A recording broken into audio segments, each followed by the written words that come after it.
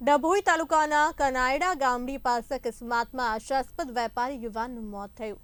Truck ચાલક Activa પર જઈ રહેલા યુવાન વેપારીને અડફેટે લેતા મોત થયું છે। અકસ્માતને પગલે પોલીસ ઘટના સ્થળે દોડી આવી કાર્યવાહી હાથ ધરી હતી। રોડની કામગીરીને લઈને નાગરિકોએ રોષ વ્યક્ત કર્યો હતો। રોડની કામગીરી પૂર્ણ થયા પહેલા ડિવાઈડર બનાવી દીધા હોવાથી અકસ્માતનો ભોગ વાહન ચાલકો બની રહ્યા છે। સાથોદ ગામના નાગરિકો દ્વારા વિરોધ કરવામાં આવ્યો છે। સાથોદ ગામના આશાસ્પદ વેપારી નવયુવાનનું વાહન અકસ્માતમાં મોત થતા ગામમાં માતમ છવાયો છે।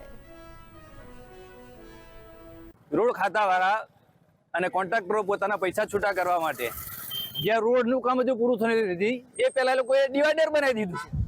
શા માટે ડિવાઈડર બનાવવાની જરૂર છે? જ્યાં સુધી બે રોડ એક્ઝિટ નહીં ચાલુ થાય ત્યાં સુધી ડિવાઈડરની જરૂર જ નથી। કદાચ જો અહીંયા ડિવાઈડર ના હોત તો વાહન વ્યવહારમાં સુગમતા રહેત અને કદાચ બાજુના રોડમાંથી પણ વાહન ચાલુ રહેત।